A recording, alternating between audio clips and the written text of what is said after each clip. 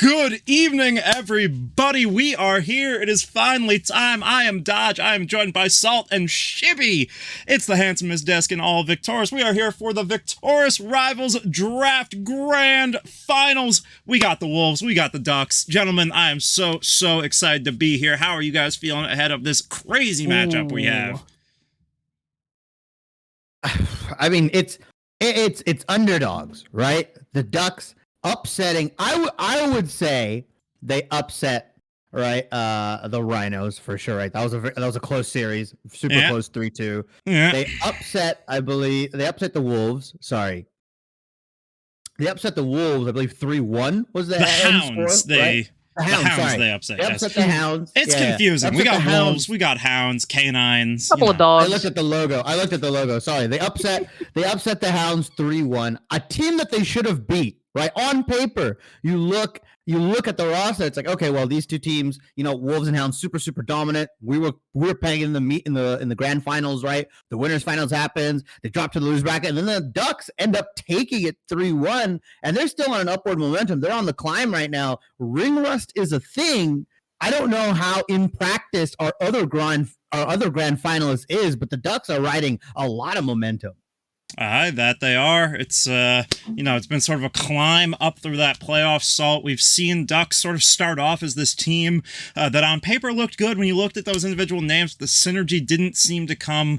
What has looked different about them in playoffs as they've sort of made this ascension up the ladder? I mean, I think everyone's just stepped up to the plate, right? Hayden's been playing out of their mind. Same with Melly. The bot lane has finally come online, right? I think one of the only times we watched them on stream in the regular season did not look very good, right? But now, the Dallas Diff is here for his team, except for the opposite side, right? Dallas Diff is really performing where it should have been since the start of the season. So super excited to see how the Ducks fare tonight. At the same time, the Wolves, with a little bit of roster issues starting at the very beginning of the split, they finally found themselves a roster that's been working, and they're looking really solid as well, right? They were able to take the Hounds all the way to Game 5, take the victory there, and get themselves a spot here in Grand Finals. So we're about to see who really does take the cake right here, right now. Is it going to be, Peking Duck, or is it just going to be, some Wolves feasting around? We'll see. Find out. Oh man.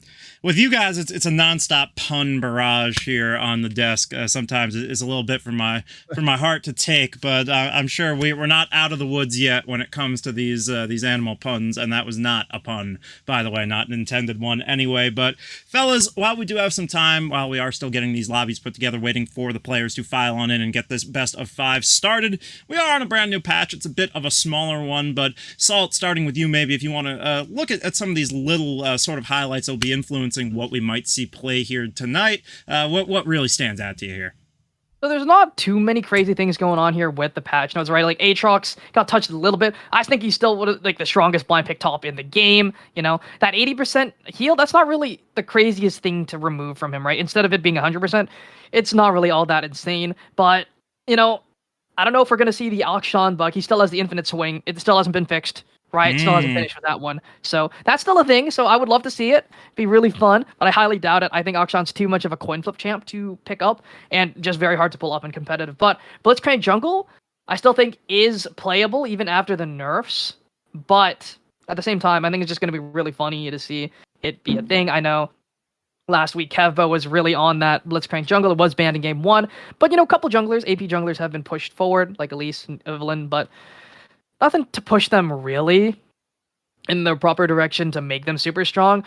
And same with Gwen. She's just going to do the same thing as she always is. She's pretty solid to tanks. She scales really well when she hits 3 items, level 16. Nothing about the Jace. Nothing too crazy there. And realistically, the main thing that I'm excited about is Rammus, right? The W. The thing that gives him a crap ton of armor no longer slows him. I don't know why they don't just do that to Blitzcrank instead of just giving Blitzcrank a bunch of weird on-hit effects. But now Rammus can just run you down with lethal tempo and just smack you up with Thornmail. And you cannot do a thing because you can't fight back. Yeah, absolutely. Thank you for that beautiful, succinct patch rundown there, Salt.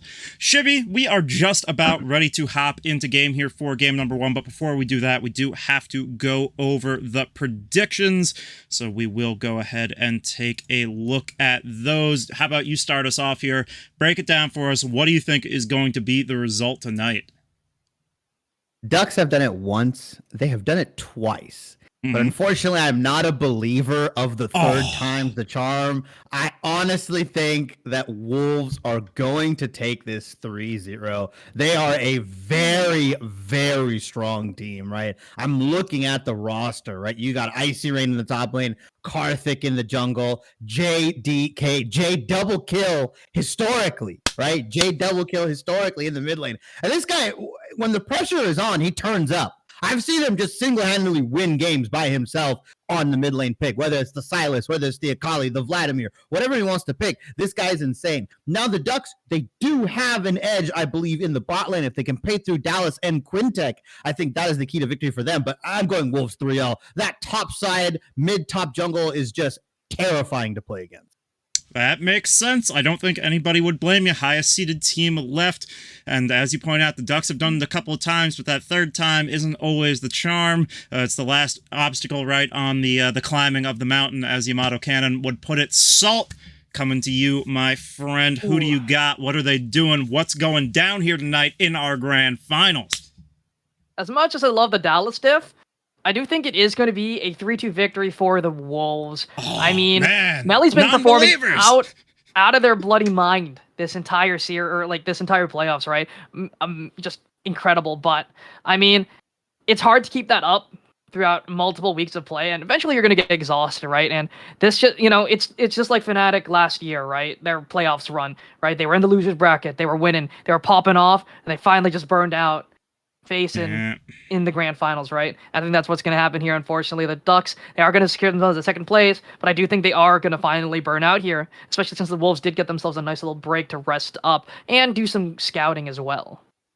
Yeah, I can't disagree with you guys. You guys are voting with your heads. I, however, voting with my heart. I want to see the underdog story completed. Humble brag, but I just got to see one of the great underdog stories of all time in League of Legends. I just got to watch DRX upset EDG in the reverse sweep on Sunday live in person at MSG. It was absolutely electric. I want more of that energy. I want more of that amazing come from behind action from the Ducks here. Also, Camcom as the honorary coach of the Ducks. They're 6'5". They'll kick my butt to East Texas if I don't go ahead and put my voting power behind the Ducks here for this best of 5. So they are definitely who I am looking at for this grand finals victory here. But the draft should be getting underway any minute. Before we do get exactly into that draft, do you guys have any secret picks, secret spice, things you've been practicing that you want to talk up and try and sell to these teams ahead of their debut here in the grand finals?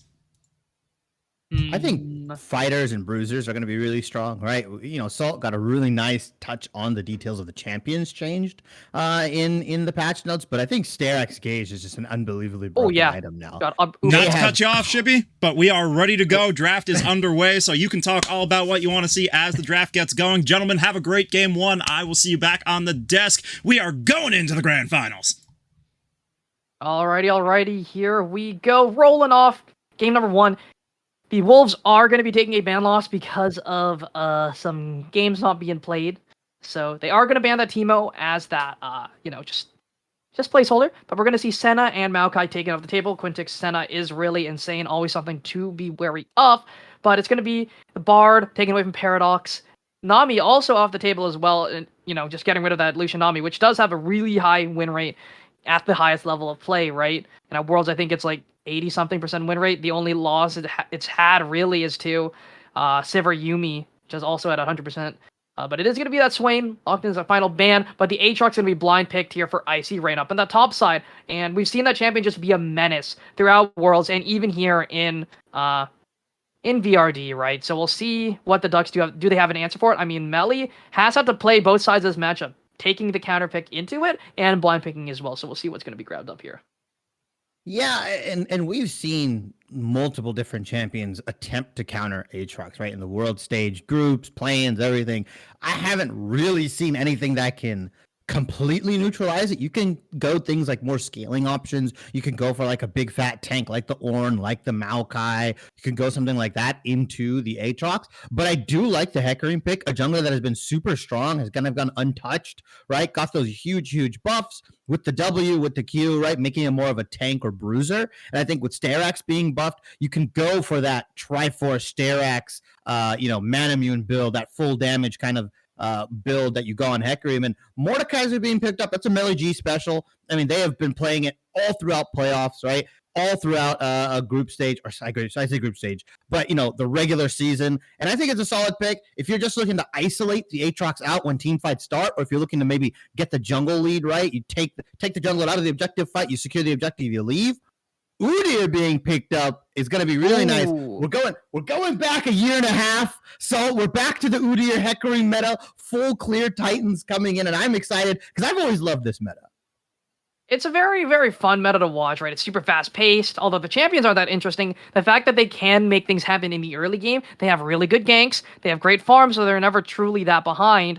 So it's going to be fun to watch here, but it is going to be the Zilean locked in here for JD, or it might even be for Paradox, so we'll see where they're going to lock that one in here, but it's a very beefy top side here for both the Wolves and the Ducks, right? They both function very, very similarly, right? Udyr, Hecarim, they farm very well. They can affect any lane they want. Aatrox and Mordekaiser are just going to be duking you on the top side, Both very, very strong bruisers, very, very stat checky. But Aatrox does have more of that outplay potential. But it is going to be the Azir locked in here for JS Chaotic in that mid lane. A very, very prominent mid laner here in Worlds. And I think it's been banned a couple times here, especially against the Ducks as well.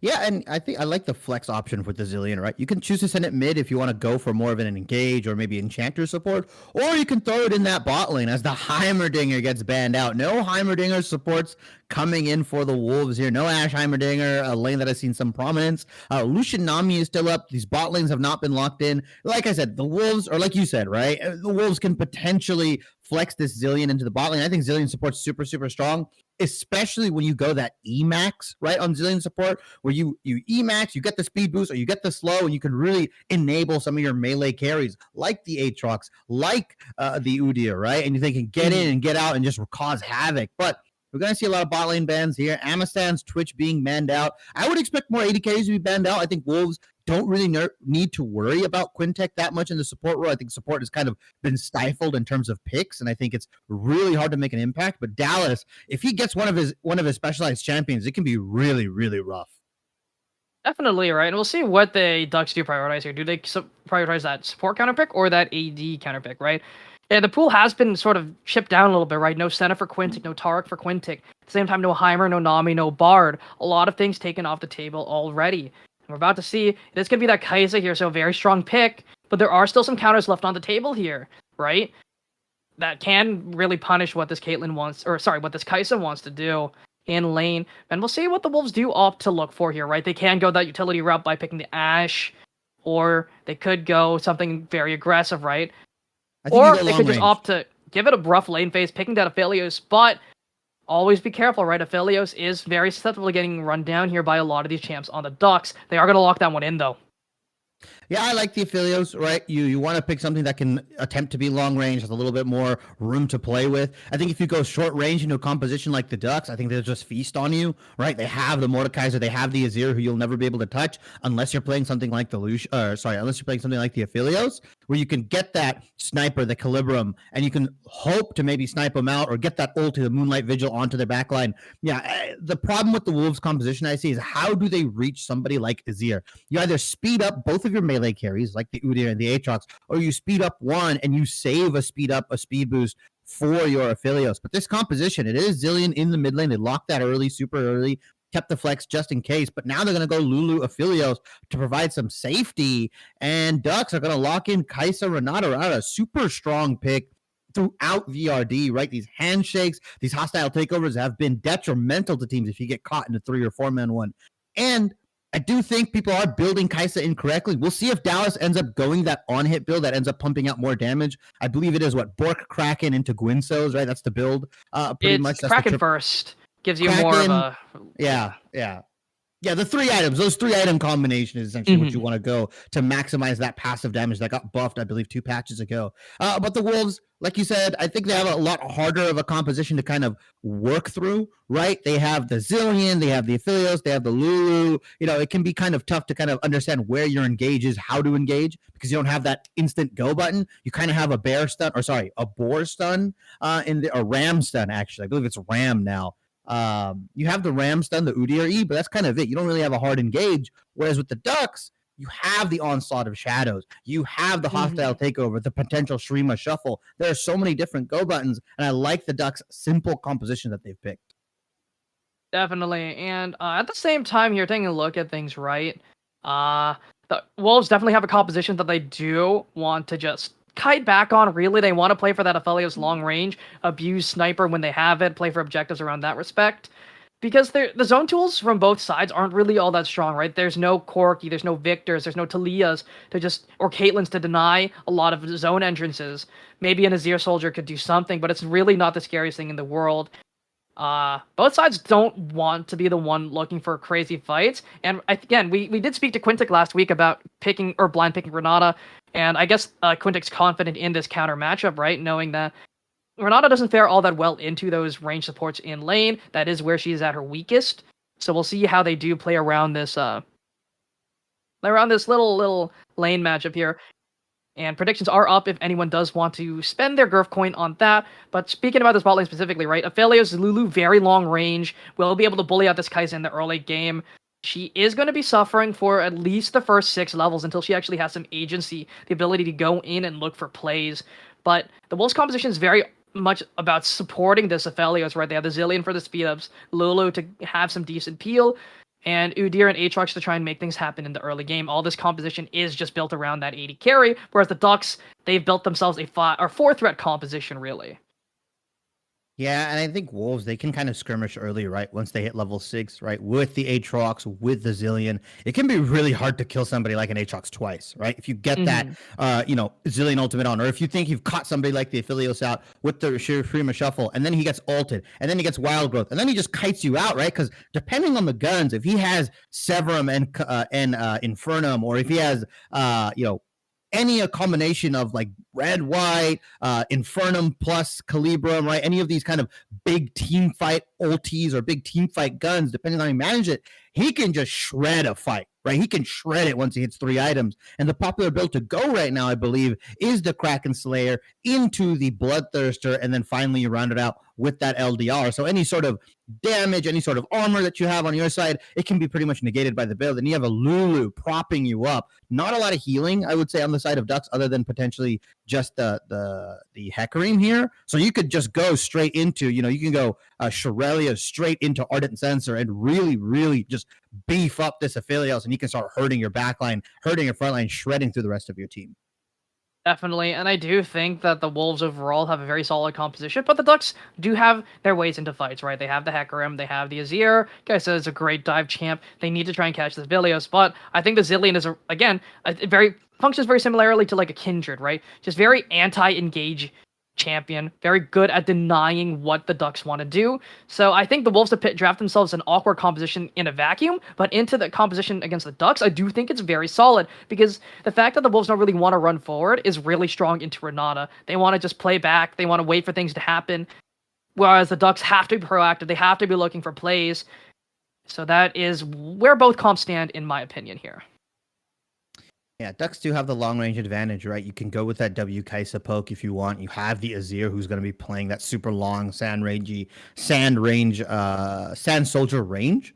And I think if the Ducks are forcing the Azir to make the pick or make the engage, they're playing this wrong, right? Because once you get into that sort of mid to short range into the enemy team, into the Wolves, that's where people like Aphelios, that's where people like Aatrox, if he has that speed boost from the Zillion, can really start to hurt you. I think you primarily want to play this Azir as more of like a, hey, get off of me button, right? I'm going to zone you out. I'm going to put you in my effective range. My Kai'Sa is going to burn you down. We have the Hecarim and the Mordekaiser causing a havoc in the back line, and potentially, every member of the Wolves, other than maybe the Zillion or maybe the Lulu, will have to pay the QSS tax eventually, right? That's 1,300 gold going into one champion and one champion only. So it can be kind of rough. Whereas the 5v5 for the Wolves looks nice if they can play it together.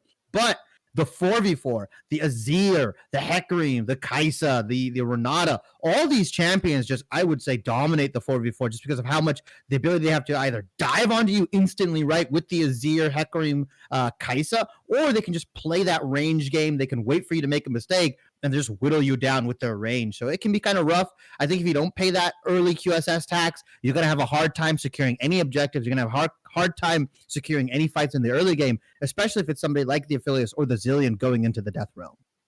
Mm-hmm. And speaking about going to Brazil, we'll be going over to a quick break as we got things rolling here for game number 1 of the night. Wolves taking on the Ducks. We will be right back.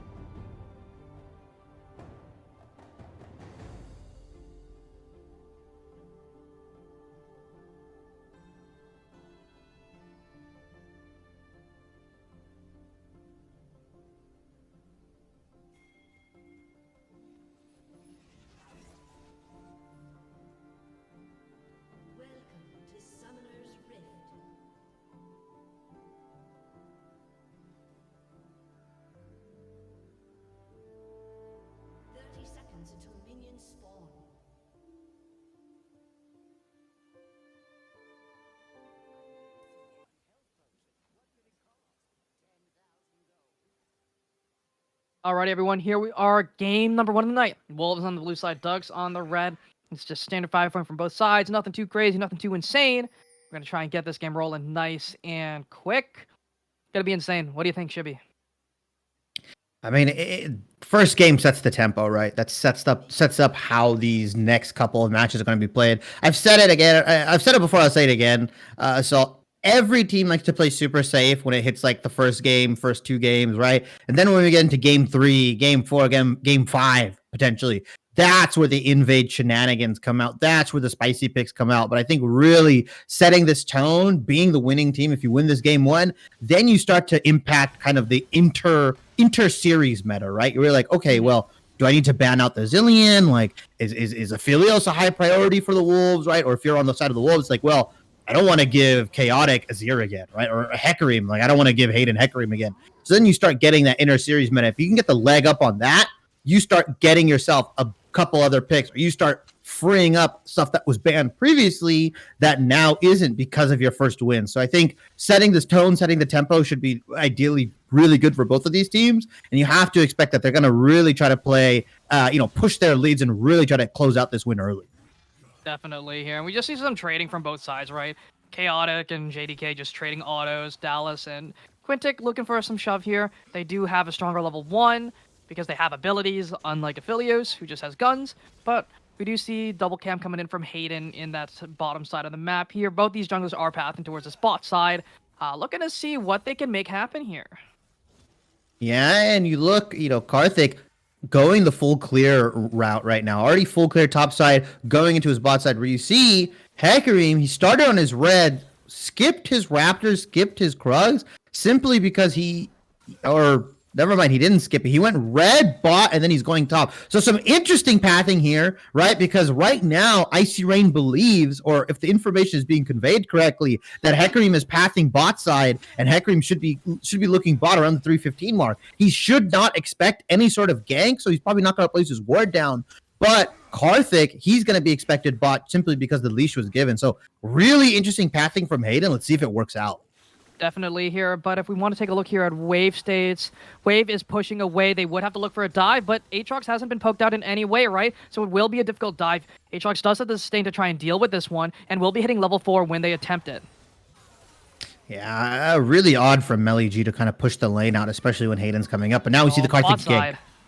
Quintic may be in trouble here, is going to walk, not going to burn any sums, knowing that they're dead. Going to look to try and give this one over to Amistan. Trying to stay alive, trying to get something, some small damage, a small advantage here for Dallas. Will not be able to do so. First blood goes over to Amistan.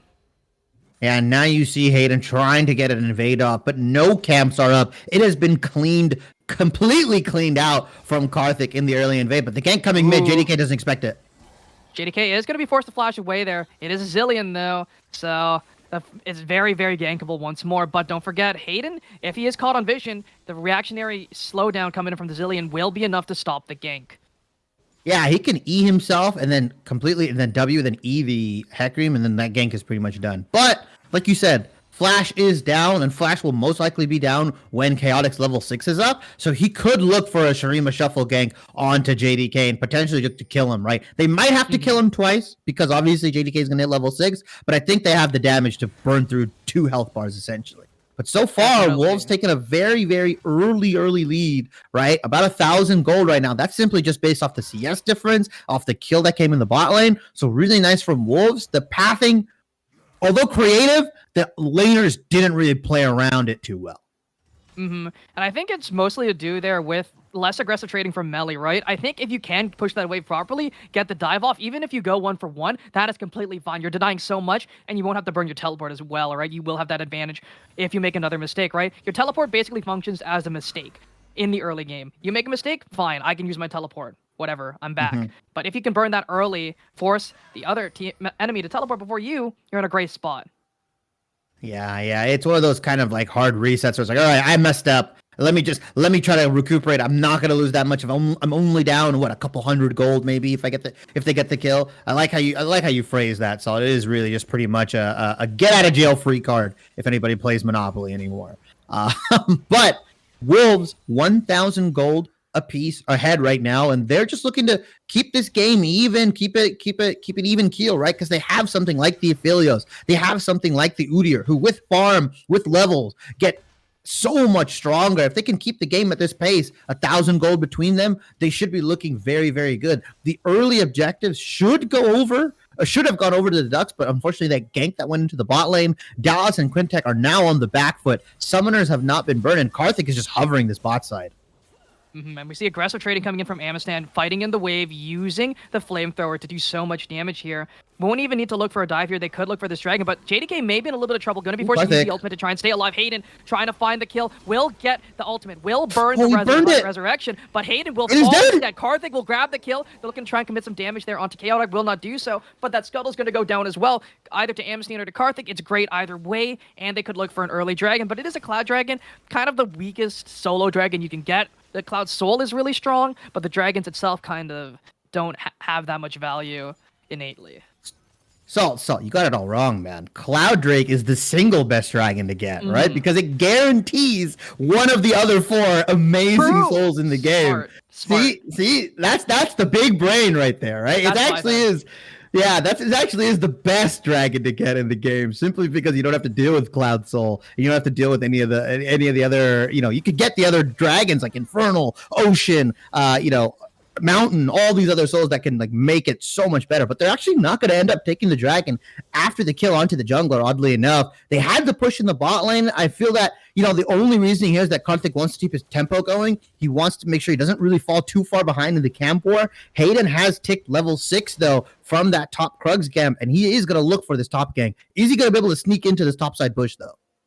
Yeah, so we do see there is a ward located around the area as well, and Icy Rain might be able to spot this one out, but Alcove Gaming, oh, no, does not play for the Alcove, will be spotted out here, so that gank is not going to work. Will break the ward at the very least, get a little bit of gold in the back pocket, but realistically, that's about it. And whoever's doing the scouting on the Wolves side must have known that the Ducks like to pull these ganks off. They're watching the Vaz, they're watching Hayden's pathing. Probably as Karthik here, since they don't really have a coach on the Wolves side. He's just watching, like, hey, yeah, they like to do lane ganks. They like to go in, so make sure you ward your bushes, ward your top side, your bot side bushes. And it just wastes so much time from Hayden as Melody pulls Icy Rain into the Shadow Realm. Right over to Brazil. The World Ender is going to be popped as well here, but Icy Rain is taking a good chunk of damage. Hayden is on the wings as well, but will not look to do much. Ghost gets walk popped. Around, get this wave shoved in, and I guess that's more of a tempo ultimate, not really going to gain much. Will burn that World Ender at the very least, but they will be losing this dragon in return, and I don't think they're strong enough topside to try and take that Herald in response either.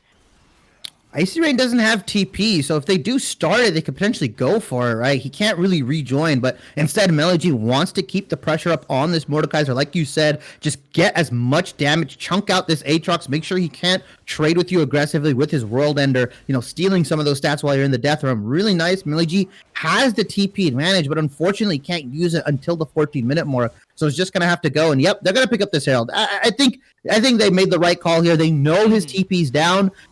JDK can't really contest it by himself, and unless Karthik starts pathing top right now, they're not going to be able to catch it in time. It's already gone. They're not going to grab that one up for themselves here. It is going to go over to the Ducks. More than happy to take that one. At the very least, a little bit of a consolation prize. Nothing too insane, but all things considered, the blue buff is gone. They're going to lose the Herald. At the very least, they got something in response. So 2 neutral objectives are down. We're not going to see another one for the next little bit, but it's all about this Rift Herald placement. Are they going to try and get some more gold into Dallas here? But the pullback does land here onto Icy Rain, but we'll trade back. Although the Moor does have that W available, that big old shield is ready and looking to go. Ooh, and we see small trade in the bot side. Nothing too insane. Yeah, and we see Hayden sneaking into this bot side, and right now, both these junglers will collide. Neither of them know that they're here. Are they going to be able to do something? Hayden is level 6. It's going to land on the Paradox Creator, but the ultimate is available. But the hostile Togever is going to land onto 2. Paradox forced to flash away. Kaisa goes in, looking for the play. Will find 1 kill. But Karthik is strong, and so is Amistad. Will find the ultimate, will find the damage, but they are going to commit for the play. Where's the One empowered goes down, R? Hayden is going to fall, and Dallas is going to be safe for a little bit longer. Lethal Tempo has been procced, hitting over the wall, and the bailout is there. Ooh, I like it. They're going to get the return kill, but Amistan is so incredibly strong, but cannot find it. But the pullback, the Q, the final route will find it, and Quintic's trying to run for those, will be forced to flash away, but that is Grav Gun. Will not be able to find anything else, though, but it is going to be 3 kills over to Amistan, and a nice pushed wave as well. Really interesting on Karthik. He held the ascended R for the longest time, didn't pop anything, and then finally went for the ascended W on the Udyr, which didn't really provide him too much lifesteal and too much shielding. I would have loved to see him use that empowered R when they were all grouped up as 3, because that provides so much HP shred, so much slows. I mean, it goes over positive for the Wolves net benefit because Amistan picks up 2 kills. He also picks up the double buffs, but I feel like the Wolves could have played that just a little bit better, and they would have won that fight. But crucially, the Gale Force being completed from Amistan. There might be looking for a play here. Not going to find it, though. But back to what you were saying, Shibby. A little bit of greed there from Karthik. Yeah. I just think holding on to that empowered ability is, maybe he was indecisive. Maybe he really just wanted to hold the empowered W to bait them into a fight. But I think empowered R would have been really, really good there, especially when 3 of them are all grouped up like that. Like I said, net benefit for the Wolves. Gets the Gale Force onto Amistan, and it looks like right now the Wolves are going to be just trying to play through the bot lane because Ice Serena is picked up in very early Hexdrinker. Very early Hexdrinker is going to help out a lot in lane here, but they are going to try and use this.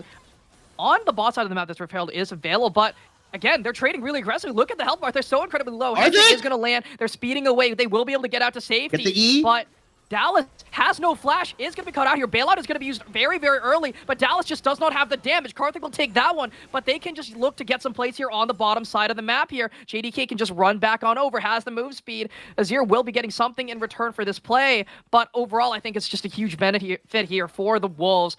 Pushing out Hayden from this jungle. And look, Quintic is taking a lot of damage here. Hayden is waiting in the wings here. Going to find the knockback here onto Karthik. Looking for some more damage here. The bailout is down as well. Karthik going to be running. Onslaught of Shadows is going to land as well. Berserk is going to land, though. Can they find the kill? Quintic will find that one, but a Hugify comes in. Amistan does not take the kill. Paradox will grab that one up for exchange for the ultimate. And they could look to get some more plates. It is a white gun Aphelios available.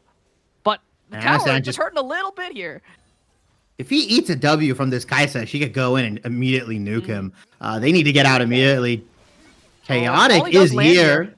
JS Chaotic looking for the shuffle, will land onto 2. They're going to look to try and give that one to Kaisa. Chrono Shift is going to be used. It's going to be used on the Lulu, who is going to resurrect in the middle of 3. It is, in fact, only going to be a 1-for-1. Dallas will take that one.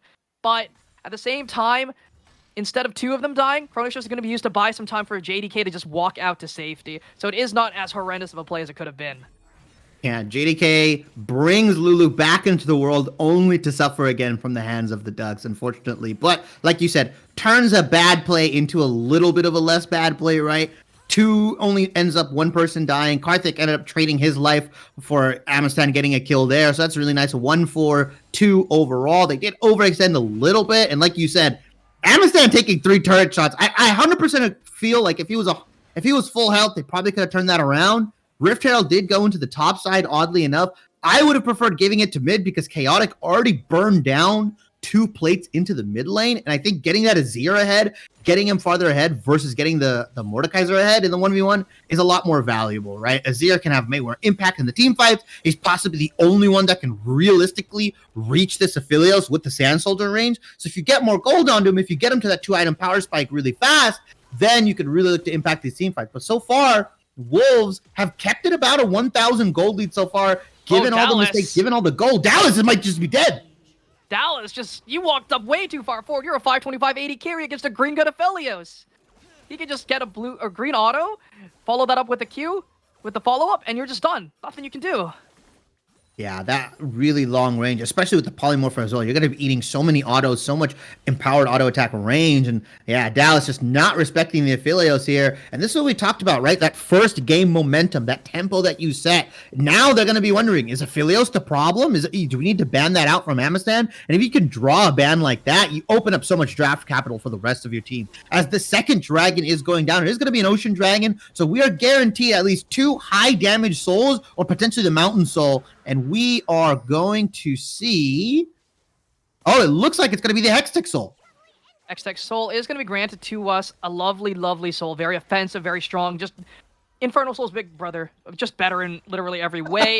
Other than maybe the stats. But depending on your champ, you might actually like having ability haste and attack speed a little bit more than just pure adaptive force, right? So overall... pretty solid soul to roll here if you are the Wolves, and a pretty dire soul to roll if you are the Ducks, because you are now in the position of, oh my goodness, the Wolves have 2 dragons with which theoretically shouldn't be a winning ball in here, but Dallas may be the one who's falling here. Chains are going to land. Dallas trying to R out. The Killer Instinct is just not enough to get him out to safety. Dallas has flash. Needs to use it. Damage is there. Will not burn the flash. Will fall, and will be taken out by the Deathbringer stance.